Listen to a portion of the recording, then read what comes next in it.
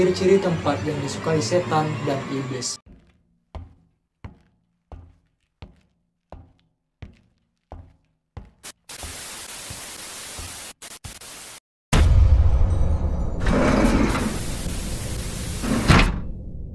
Merhaba arkadaşlar, benim adım Renabi. Hoş geldiniz, selamat datang di channel aku. Segitiga Bermuda adalah sebuah kawasan yang terletak di barat Samudra Atlantik Utara dan didefinisikan sebagai segitiga dengan titik ujung. Bagian utara adalah Bermuda, bagian selatan Puerto Rico, dan bagian barat Miami.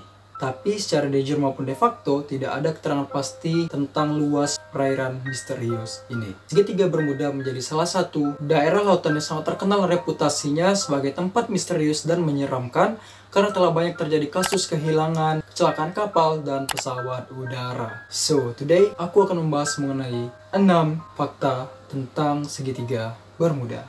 Oh ya, sebelum lanjut ke video pembahasan, aku ingin mengucapkan terima kasih kepada kalian semua karena sekarang channel aku sudah mencapai 147 subscribers. Tetap dukung aku dengan cara like, subscribe, dan nyalakan tombol notifikasinya agar aku semakin semangat untuk membuat video-video baru.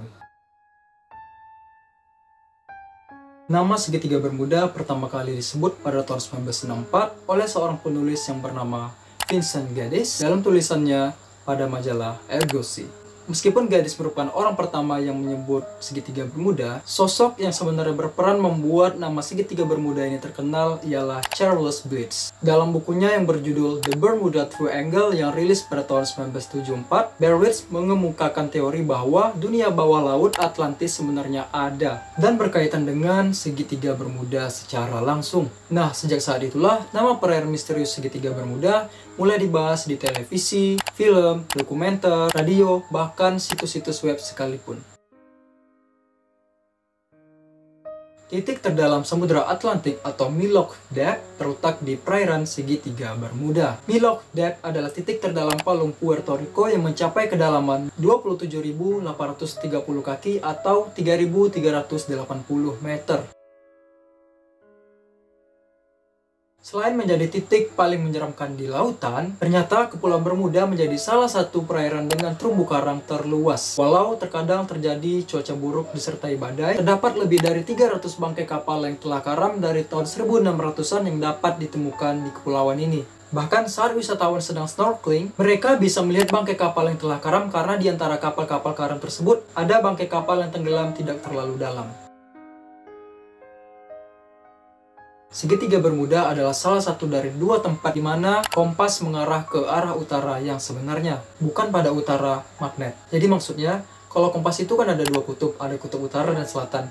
Kalau kompas tersebut sedang berada di perairan segitiga Bermuda, maka kompas tersebut tidak mengarah ke kutub utara pada kompas, tapi mengarah ke bagian utara bumi yang sebenarnya. Jika kesalahan ini tidak ditangani, kapal dan pesawat udara yang sedang melintas berpotensi kehilangan arah dan tersesat. Mungkin kalau dipikir-pikir lagi, menurut keterangan beberapa pilot atau nahkoda yang telah melewati segitiga Bermuda, mereka melaporkan bahwa mereka tersesat karena kompasnya mengarah ke arah yang tidak beraturan. Jadi masuk akal juga kalau misalkan memang benar kompas tersebut mengarah ke utara yang sebenarnya dan terjadi putaran magnet yang tidak dapat kita pikirkan sebelumnya.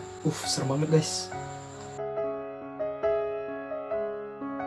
Dilansir dari Russian Today, lebih dari 1.000 orang dilaporkan telah hilang akibat insiden kapal dan pesawat yang hilang dan tidak ditemukan di perairan segitiga Bermuda. Di antaranya 300 kapal laut dan 75 pesawat terbang hilang secara misterius hingga saat ini. Salah satu kehilangan paling terkenal di segitiga Bermuda adalah kapal Cyclops yang telah aku bahas kemarin. Jika kalian belum nonton, aku akan meletakkan link videonya di deskripsi video. Selain kisah kapal Cyclops, ada juga kisah lain yang terkenal di segitiga Bermuda, yaitu kehilangan 5 pesawat pengebom Amerika Serikat atau penerbangan 19. Jika kalian ingin aku membahas mengenai kisah ini, silahkan komen di komentar video, dan aku akan berusaha untuk membuat video ini. Ada dua hadis yang diriwayatkan oleh Abu Hurairah radhiyallahu anhu. Rasulullah Shallallahu Alaihi Wasallam bersabda, apabila seseorang sedang berada di tempat terbuka atau di tengah matahari yang sedang bersinar, lalu bayangan yang meneduhinya bergerak, sehingga sebagian dari dirinya terletak di bagian panas dan sebagian lainnya terletak di bagian sejuk, maka hendaklah dia berdiri atau meninggalkan tempat tersebut. Dari hadis tersebut sudah jelaskan bahwa tempat yang harus dihindari manusia, yaitu lokasi yang berada di pertemuan antara dua suhu yang berbeda, sebagian dingin dan sebagian panas. Dan seremnya, fenomena itu ada di perairan segitiga Bermuda. Nanti akan aku jelaskan lebih lanjut. Dan hadis kedua oleh Jabir radhiyallahu anhu, Rasulullah shallallahu alaihi wasallam bersabda, sesungguhnya iblis meletakkan singgasananya di atas lautan. Dalam riwayat lain disebutkan di atas air. Kemudian dia pun mengutus pasukannya. Hadis riwayat Muslim. Jadi hadis ini menerangkan tentang lokasi istana iblis. Kalau kedua dalil yang telah aku sebutkan tadi kita kaitkan dengan segitiga Bermuda, maka kita akan mendapatkan kesimpulan yang sangat mengejutkan. Menurut beberapa ahli, ternyata wilayah segitiga Bermuda adalah pertengahan antara benua Amerika bagian utara dan benua Afrika. Di sana memang terjadi pertemuan antara dua arus, yaitu arus panas dari benua Afrika dan arus dingin dari benua Amerika bagian utara.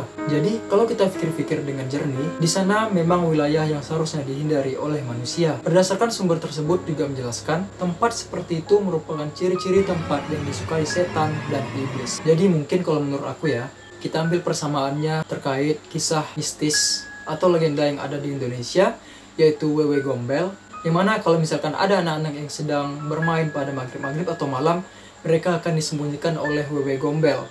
Ibaratnya seperti ini, kapal atau pesawat udara yang melintasi segitiga Bermuda disembunyikan oleh setan ataupun jin yang berada di segitiga Bermuda. That's why diantaranya ada yang tidak ditemukan bangkainya atau jasad-jasad orang yang berada di dalam kapal atau pesawat udara tersebut. Jadi kalau pikir-pikir itu masuk akal juga ya. Kalian boleh percaya, boleh tidak, itu kembali kepada diri kalian masing-masing.